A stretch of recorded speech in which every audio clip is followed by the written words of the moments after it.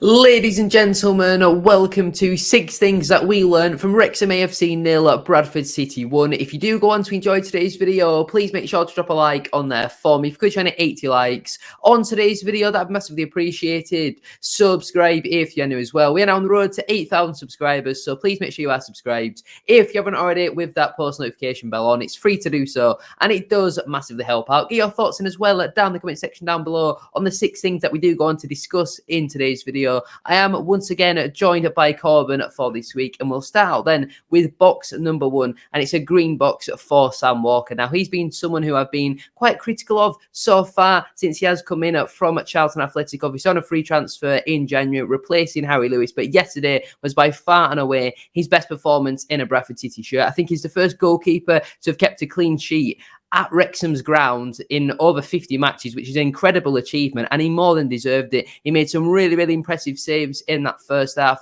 Most notably for me, a brilliant ball in from Paul Mullin. Stephen Fletcher at the back post gets the header in, and it looks like it's going to go in, and Walker just about manages to tip it away. I don't know if he went around the post or tip it away for the time being anyway. And I don't think he was at full stretch as well. It was a really good header from Stephen Fletcher. He, got up well, headed it powerfully towards goal as well. And there were some other saves in the first half from distance where I thought they were probably saves you'd expect him to make, but still saves that, we've seen this season. There were some sort of shots that, like Tranmere away, for example, Harry Lewis might have let in, but Walker thoroughly deserved his clean sheet. And I think he got the social media man of the match as well. The way that he was commanding that area, I think, was brilliant to see.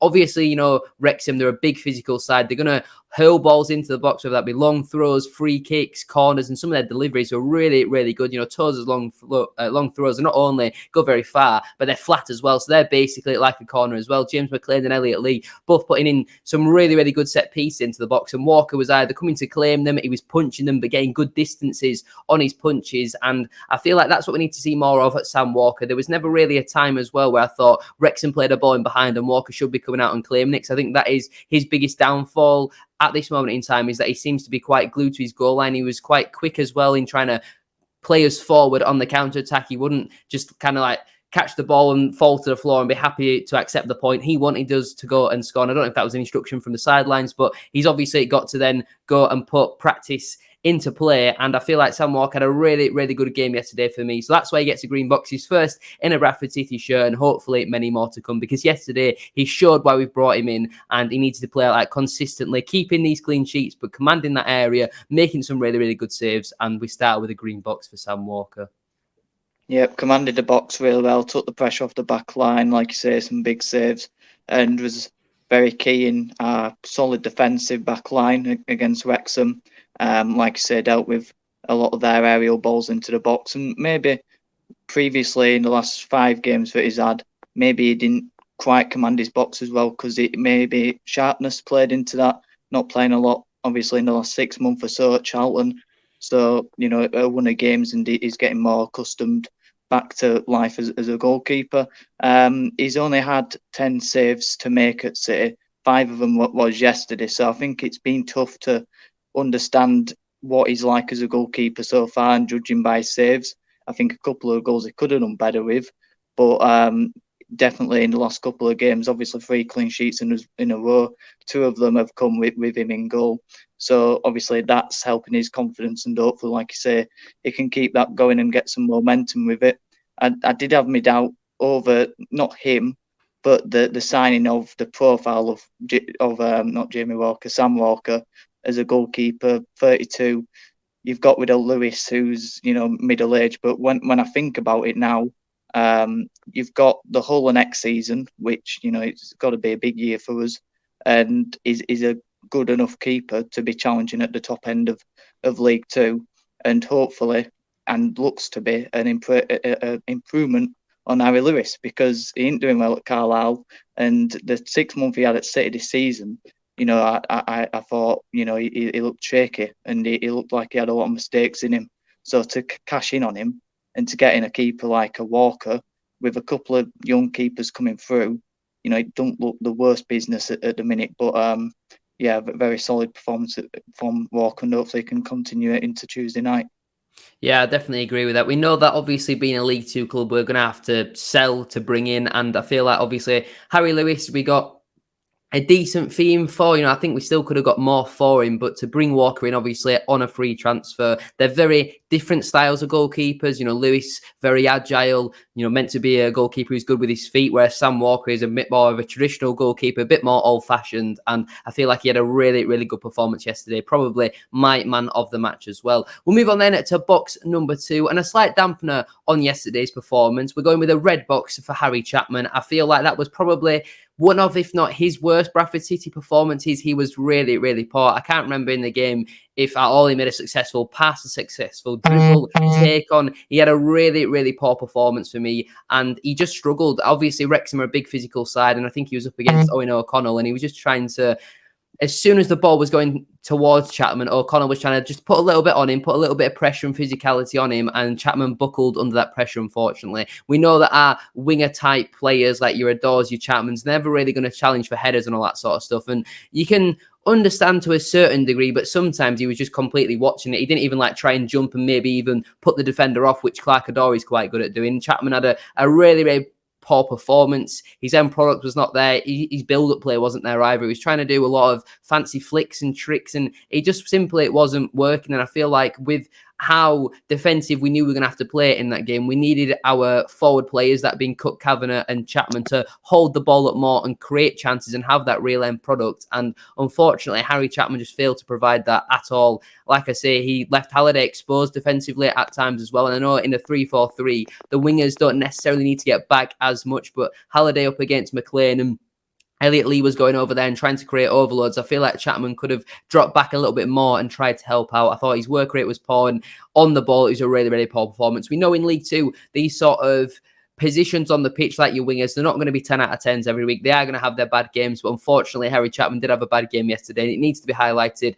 I feel like Bobby Poynton has to start on Tuesday for me now. I wouldn't say I was particularly impressed with Clark Ador. Obviously, he was subbed on and subbed off. I don't think that was necessarily performance-based. Once we got that goal, we needed to defend, and Ador, of all players, made sense, really. I feel like out of everyone left on the pitch, he was the least defensive. So to get Sam Stubbs on, that did make sense for me. But Chapman had a really poor game, and personally like to see Bobby Poynton start on Tuesday. So Harry Chapman, unfortunately, gets a red box. I mean, just on that Oddvar substitution, obviously I watching it and I follow the zoomed in on him, and he sort of rolled his eyes and didn't speak to Alexander when he came off, which I didn't really like, because when you a player who's just come off when we've just scored, we're protecting a lead, you play for the team and you should be committed to the 3 points. But Poynton would provide much more than Chapman, especially in that game for me, because he has the energy that Chapman didn't seem to be bringing to the table, and he's obviously got the same amount of technical ability for me. I think Poynton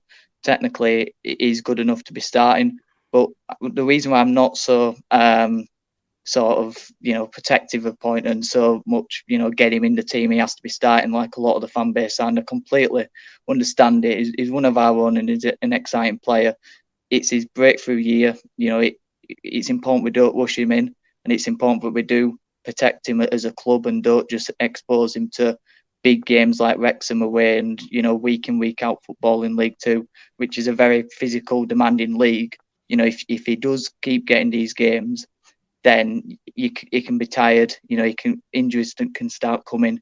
So I think it's important we don't do that. And then next year is his big year where he can hopefully get more first team football. But it's important that we keep him around the squad. But there's loads of options in those areas. And if a Chapman don't have a good game like he didn't yesterday, he's got to come out the team. And there's players who will take his place. Adam Wilson frozen out. We mentioned Poynton. I think Tyler Smith would have done a better job, because he's got a bit more of strength about him, so he could hold the ball up. So to put it in a harsh way and very brutal, he was useless yesterday, Chapman. And hopefully, Alexander's quick to see that, and he can work on training to get him back in the team, because there's many other players who should be playing ahead of him after that performance. Yeah, I definitely agree with that. And we know that Chapman has had his injury problems throughout his time at Bradford City, but a lot of the time, the problem with Chapman when he was playing was the end product, and he never really had the goals, the assists. And I know he was playing out of position quite a lot last season, but this year, there's been a few games now where I just feel like he's not actually putting the effort and the energy in. And while on paper, the name Harry Chapman is a good player at League Two level, from what I've seen of him, if he was to be someone who's released in the summer, I personally wouldn't really bat an eyelid at that, if I'm honest with you. I feel like as a winger, there are not only better in the building, but there's better out there available as well. And obviously Alexander likes more permanent players, but Rayhan Tulloch's had much more in product this season for Bradford City than Harry Chapman, and Tulloch barely got a look in as well. So I feel like Chapman needs to up his performances, and whatever is going on in training, Wilson maybe not training as well as Harry Chapman. If you look at performances on a match day, Harry Chapman after that will be lucky to get on the bench, in my opinion, on Tuesday night. So he really needs to book his ideas up, and hopefully he puts in a better performance next time he does get that opportunity. So we'll move on then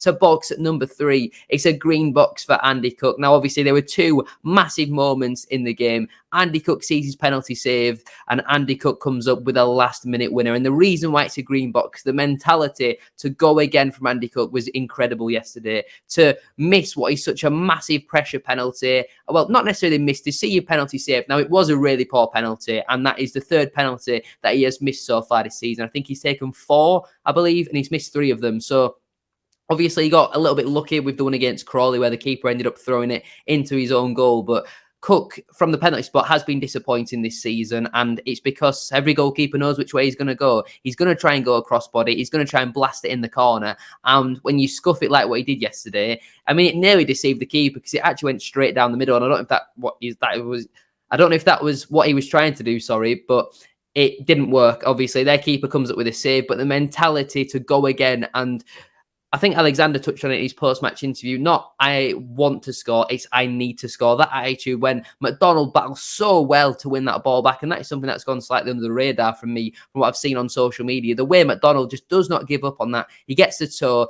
Andy Cook with a brilliant turn away from the defender. He's got 2 or 3 on him, which he just shrugs off, gets the shot off. It's a good original save from a Conquo. He then powers his way through once more. He's determined to get that ball in the back of the net. There was nobody stopping Andy Cook, and he gets the header in. I actually thought the keeper might have kept that one out, and it was just going to be one of them days for Bradford City, but he finishes it, and that is just Andy Cook in a nutshell. He sometimes misses the easier chances, but then he goes and scores an incredible solo goal. And, there's a reason why he gets called the pork pie Pele, because on days like that and in moments like that, he comes up with a brilliant goal. And I think it's gone really under the radar, because that is an excellent goal away at Wrexham in the last minute. The pressure is on after missing a penalty.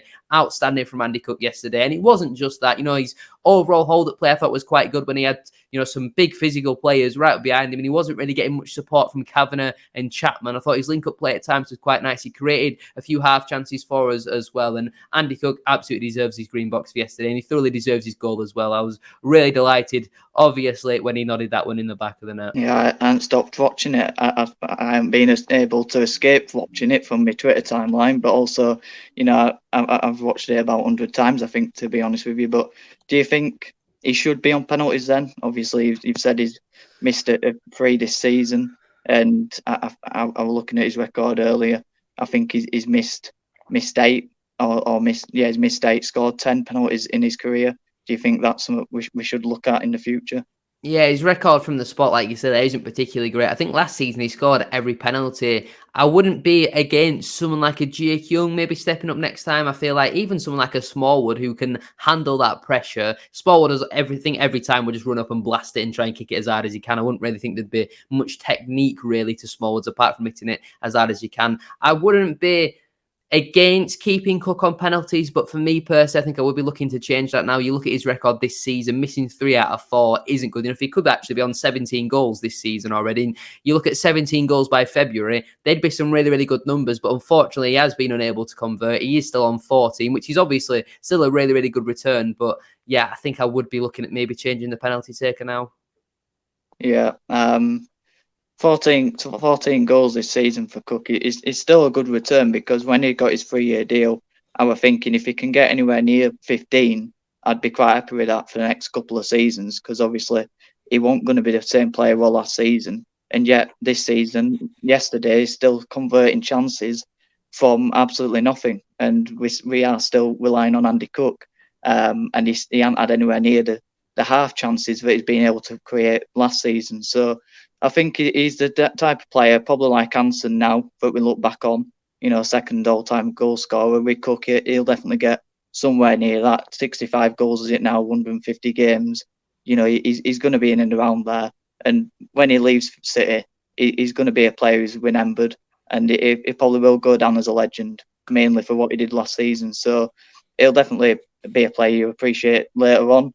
But yesterday, like I say, dealt with Wrexham centre-backs, very physical bunch of players. And whilst they didn't win a lot, you're not going to, and like I say, create a few. So hopefully he can now get firing, because he obviously got benched last weekend. Now he scored again. Hopefully we can see a similar one to what we saw back in the last season. Yeah, I feel like him being benched last week wasn't really that controversial of an opinion, but you look at the way that he just slotted back into the side yesterday, and it looked like he hadn't been out of the side, really. He looked refreshed, re-energised, and I feel like that, on paper, could have been a bold move from Alexander, but it looks so far to have paid off, and fingers crossed he can come up with another goal on Tuesday night. I don't think it would be criminal of me to say he's probably our most... I don't know if this is the right way, legendized, the biggest legend to play for the club since maybe 2017. He's certainly up there for me. And yeah, he's certainly a modern day hero. That's what I would definitely call him. We'll move on then to box number 4. It's a yellow box for Callum Kavanagh, kind of similar to Chapman, but a little bit better. He created a few chances, but there are a few moments where I feel like he got tackled and he lost the ball, and then he was... I don't know. I wouldn't say he was faking an injury, but I feel like there was times where he could have just got back up and helped us defend better. Because against Wrexham, it's hard enough when it's 11v11, but when you've got a player down on the floor, which he did 3 or 4 times, I would say, it is much harder to defend like that. And he had a few chances. He had, I think, 2 in that first half. One which the keeper made a good save from at his near post. The second one, he went for power rather than accuracy, unfortunately, and it went well over. He had a big chance in the second half. Yes, it was offside, but he still put it over the bar, and that was disappointing. Obviously, he's a young player. What is he, 20, 21, something like that? So there's still lots of time for him to grow, develop, and work his way into this side. Is he a starter week in, week out? For me, what I've seen, I wouldn't say so at this moment in time. I think there is clearly a player in there, but he's admitted before that he struggled to score goals at this level, and I can certainly see why. He seems to lack that composure in front of goal. I thought his overall link-up play wasn't particularly great. I know our front three were a little bit isolated at times, like when we're trying to play on the counter-attack. You've got to kind of be a player to be able to beat 1, 2, 3 players, take on a couple and get a ball into the box, and Kavanagh wasn't really able to do that. Obviously, he hasn't played much first-team football throughout his whole career. So, again, he's still learning his way through. We've got a lot of players who can play in these attacking positions. But I feel like if he was to be benched on Tuesday night, I don't think anyone could really have any complaints about that. I've given him yellow rather than red because I feel like he did work hard off the ball. His work rate was clearly there for all to see, much better than Harry Chapman. But on the ball, I feel like he needed to have a little bit more quality. And again, his position could potentially be in doubt on Tuesday night. Maybe you bring a Jake Young in, Bobby Poynton. We have got a few options in them roles now. So I'm going to go with the yellow box for Callum Kavanagh. Yeah, it's love-hate, if you know what I mean, with the laying on the floor. It's not something that we've really seen a sort of an S-house player, if you like, someone who's going to wind up the away fans or the home fans yesterday and, do that sort of thing. But I think it's something you need, but at the right time. You do have to get back, and you need to realise the importance of an attack for Wrexham, but also make sure that you do time waste and you do try and upset and annoy the fans and take the sting out of the game. So if you can find a balance of that, I think it can become useful, because you look at your Harry McCurdy type players, we don't have that, but then you've got to back it up with quality. And he did miss that really good chance. He was onside when I've seen the replay, but he was offside, so it didn't matter. But you've got to be scoring those chances. Otherwise, be prepared for criticism, because you've got to have that composure at this level. But then one thing I would say is he is a 20-year-old, like you say, and if he was a youth product, or if it was someone who we brought through, I think there'd be much more patience with him. So we have to treat him like that. We've got to be patient with him and hope that these 6 months, because I do think it's probably irrelevant now, these few months to the end of the season, he can find some consistency and he can find his way into a team by getting that composure in the final third. Because off the ball, apart from the laying down and stuff, he did track back. He was putting tackles in. He had that intensity. He was a similar type of player of Walker, but we've missed. Winning the ball high and pressing up. So if he can keep that and then convert into creating and scoring chances, we've got a good player there. Yeah, I would certainly agree with that. And you make a good point there about obviously him not being one of our own compared to someone who is one of our own. Because obviously Bobby Poynton will get all the patience in the world from the Bradford fans. He could drop a 0 out of 10 for 5 or 6 matches and no one would really bat an eyelid. But if Kavanagh puts in even a half poor performance, again, we're bringing it up on the 6 things we learned. So yeah, you do actually make a really, really good point there. But we'll move on then to the penultimate box of today's video. It is a green box for Brad Halliday. He could have his own section every single week in these videos. He is outstanding. Every single week, without fail, he gets another green box in this one. The quality in that Wrexham side, and we had to give some defenders some praise, and I feel like Halliday for me was the best of them all. Gilead did an exceptional job at left wing back. Tomkinson dealt with the threat of Fletcher very well. Platt, brilliant as always. Kieran Kelly, outstanding as well on that left side, but Halliday for me, the pick of the bunch. The amount of times where he was potentially a little bit exposed, 1v1, 2v1 in Wrexham's favour, and he managed to get the tackle in, get the clearance in. His energy on that right wing is absolutely outstanding. And again, when we scored that goal and Stubbs came on, Tomkinson went to wing back and Halliday was playing as a right winger, he was still getting up and down that pitch. He was just outstanding. Like, I genuinely run out of words and superlatives to describe how good this man is. I know it's club policy to wait until the summer and then we'll trigger his contract for another year, but we need to tie him down to a lifetime contract because I could watch that man play at Bradford City for the next 10 years. And I know he's 27, 28, something like that now, but that man has the ability, legs, energy to play at this football club for a number of years to come. He's certainly the best right back we've had since Stephen Darby days for me personally. He's been outstanding, and that is a position, I feel like full back, but especially a right back over the last couple of years where we've really struggled from the recruitment point of view. You look at some of the players we've had there: Oscar Threlkeld, Finn Cousin-Dawson, Kelvin Miller, Adam Henley, just to name a few. Some real terrible players at right back. The only real half decent ones we've had are maybe Tyler French and Bryce Asana, and they're both playing in non-league these days. So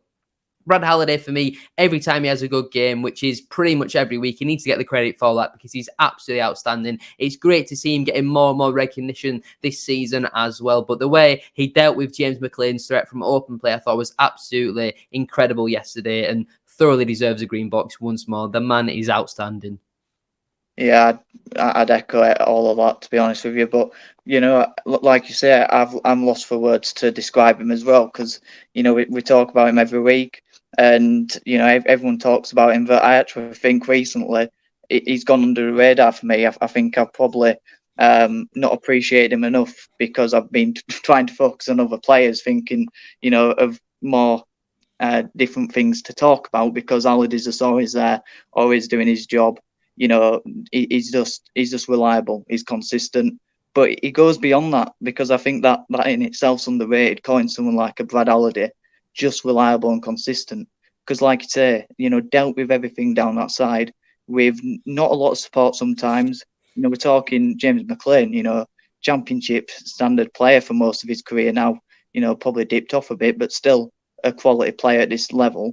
And yet he's dealing with him like, he's not even there sometimes. And, going forward, putting the cross for Cook's penalty, an absolutely delicious ball to get onto if you're a striker. And, he's just unbelievable. And on the contract thing, I'm not against it, to be honest with you, because how many times do you see a new contract given to a player and they take the foot off the gas? And I do feel like Halliday this season, to maybe try and throw it a different way, compared to last season. I thought he was brilliant last season, but this season he's gone up a level. Is that because he's out of contract and he's thinking, last contract to maybe try and get into a top half League One club? I'm not sure, but I think it'd be massively disrespectful to try and talk about Brad Halliday like that because he gets it. And there was one moment in the first half when Platt got booked, and their commentators, they were disgusting, by the way, yesterday, their commentators, absolutely terrible. I mean, two set of clowns who were just paid to talk about Wrexham in a good way. I mean, even when a Wrexham player did something poor, they wouldn't admit it. Absolutely terrible. But Platt got booked, and again, they were screaming for a red card because he must have done it before as well. And Halliday were pleading to the referee, sort of showing passion, really. And they were sort of saying, Halliday's, showing all this and he didn't even do the foul. It's because he gets it. And because he shows the same commitment that the fans do from the stands. And that's why we love him, because he gets it. Yeah, and something as well that I think we should touch on is the celebrations when that cut goal went in. It was pretty much, I think, every outfield player straight over to celebrate with the away fans, and probably to celebrate with Cook as well, because they'll know that he'll have been probably beating himself up a little bit after missing that penalty. But it was a joy to see. And then at full time, all the players were over celebrating with the fans. There was no one who goes straight down the tunnel, and that was excellent to see. And something that the fans massively got behind was the Richie Smallwood 30 seconds of play where he just went around and thought, I'm winning that ball back, whether you like it or not. I think there was 4 outstanding tackles that he put in genuinely maybe a 15-second period. He was not letting anybody stop him. And maybe the last one, if that's an isolated incident, and all the Wrexham fans really got up for that, it could have potentially gone the wrong way, because both feet were definitely off the ground in the end. But that was something that we want to see from Richie Small. That is leading by example. And that 4th tackle genuinely got celebrated nearly as much as that goal. And if you've watched the vlog, you'll have seen how well that goal got celebrated. And yeah, we've got to give Small credit for that, because he's obviously not got a box in today's video. And I thought he had a pretty solid performance on the whole. But them 4 tackles alone, I don't think there's anyone else really in the squad who would do that. Maybe Kieran Kelly, other players would maybe try, but Smallwood thought, that ball is mine, whether you like it or not. And he was barging through Wrexham players like he weren't even there. And that is just the commitment that you want to see. And that is what the fans will always get behind. If you run through a brick wall for this football club, which is what Smallwood did in that moment, then he's going to get the support of the fans. And I feel like that is true leadership, and that is why he is captain of this football club. I know there's been a lot of talk recently that Gilead should be captain and all this sort of stuff, but me personally, I don't mind Smallwood having the armband. But we'll move on then to box number 6, the last one of today's video. It's been a while, but it's a green box for Graham Alexander. He got it spot on. Finally, he picked the team that most fans would have probably gone with. We're not seeing an Ash Taylor in defence. We're not seeing Taylor and Stubbs partnered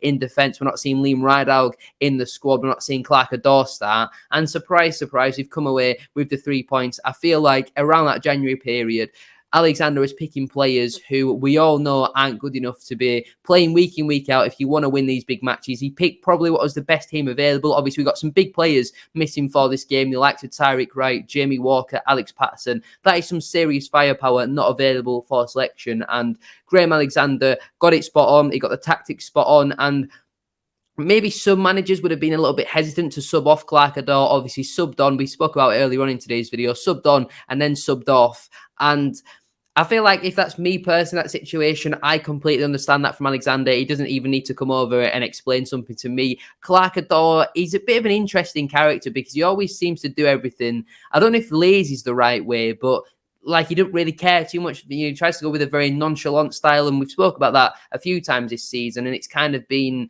something that's hindered him in terms of his play because it's too slow, too lethargic, too casual. But Alexander, that was 100% the right decision to bring off Adore. He was our least defensive player on the pitch. We needed to get a centre-half on there. Stubbs came on. He was very concentrated. He won a few headers in there, and I feel like he just got his tactics spot on. Alexander is the only manager to win at the racecourse so far this season, and he's done it twice with 2 different teams, and he deserves a lot of credit. He got the lineup spot on. He got the tactics spot on as well, because we restricted Wrexham to very little clear-cut chances. I feel like the Fletcher header in the first half was the only real clear-cut chance that they created. They had a few moments where they had some long shots from distance. They had, like we mentioned, long throws and corners and free kicks coming into the box. But on the whole, I thought Alexander thoroughly deserves another green box. It has been a while, like we say, but definitely deserved the green box yesterday. He got it spot on for me. Yeah, he got his subs absolutely spot on yesterday, Alexander. It's something we've seen a lot more recently as well, getting more proactive, making his subs bench a bit more aggressive and a bit more attack-minded yesterday as well. Not seeing Ryder on the bench. A Clark Odra, a Gilead, different options to play as a left wing back. He said that they wanted to be more attack minded and to go for a game. And Jake Young being on the bench as well, coming off, seeing that Chapman had to come off. The Odra sub, like you said, just then, bringing him off and making that change. Stubbs being more defensively minded, and against Wimbledon as well, we did that as well. So it's good to see him using his bench and being more aggressive in changing the game, which is something that we haven't seen from many City managers before, and something we haven't seen from Alexander, say, a month ago either. The defensive shape was something that was, you've got to give credit to it, because it's all important, wanting to see a 3-0 or 4-0, but you've got to give credit to the defence and not being able to give Wrexham many chances going forward, and you've got to give credit to the manager for that, for working on that in the week. But also, the 3 centre-backs were rock solid yesterday as well. And then the mentality of the team, really aggressive performance, really gritty, and something that we haven't seen since Stuart McCall, and it echoed the Phil Parkinson team as well. So if we can see that on a more consistent basis, then it's something we can all get behind, and that has to follow up on Tuesday, has to follow up on Saturday, and it can't just be a one-off. So that's down to Graham Alexander to make that drill into a team. But we can, stay aggressive, and we can go for any game. We can't just do it away at Wrexham. Yeah, I would certainly agree with you. We need to be more consistent now. The playoffs aren't a million miles away. I think it's 7 points to the playoffs, but that is quite a lot for us. We've got to take it one game at a time. When 7, 8, 9 league matches without a win, so we need to go on a winning run again. Now we've got to follow it up with quite a tough game against MK Dons. We all know how poor our home form has been, not just this season, over the last couple of years as well. So fingers crossed we can put in another good performance there, maybe pick up another 3 points. Then we've got a big game against Sutton on Saturday. That on paper should be 3 points, but we all know with Bradford City are more than likely end up finishing in a Sutton win. But we'll leave it there then for today's video. Thank you all very much for tuning in, and thank you all once again for the support on yesterday's vlog. The support on it was absolutely incredible, so thank you all very much for that. For the Wrexham fans, stick with Phil Parkinson. He's given you some really, really good times over the last couple of years, especially last season as well. The title win, the game against Notts County, even this season, it's been an incredible season so far. So just because you've lost 3 games on the bounce, stick with Parkinson. He'll probably be the man to get you out of this division. If there's anyone who's going to get that Wrexham side out of there with the experience in there, I think personally Phil Parkinson is the man to do so. And I've seen a few Wrexham fans complaining about the long ball they were playing. At times they played some really, really nice stuff, one-touch passing, even from their centre-halves as well, playing out from the back. I thought they had some really, really nice build-ups of play, and I wouldn't really class them as a long ball team, if I'm honest with you. And again, a lot of Wrexham fans complaining about the referee. I'm not really too sure how, there was poor decisions both ways, but if anything, he was more on Wrexham's side than he was Bradford's side, and I was surprised to see a penalty get awarded, if I'm honest with you. It's a stonewall penalty. I don't really think anyone can have many complaints about that. The penalty that we got in the EFL Cup back in August, that was never a penalty in a million years for me, but this one I certainly think was a penalty. It clearly prevents him from trying to play the ball, and I feel like the referee got the big decisions right, while he got some minor decisions wrong, like goal kicks and stuff. When Paul Mullin was throwing himself to the floor every 2 seconds, that probably didn't help Wrexham's case. But we'll leave it there then for today's video. If you have enjoyed it, please make sure to drop a like on there for us. If you could try and 80 likes on today's video, that would be massively appreciated. Subscribe if you're new as well. We're on the road to 8,000 subscribers, so please make sure you are subscribed. If you haven't already, with that post notification bell on, it's free to do so, and it does massively help out. Get your thoughts in as well down in the comment section down below. Let us know down below your thoughts on our 6 talking points from today's video. Thank you all for watching. Have a great rest of your day, and we'll see you all very soon for another one. Peace.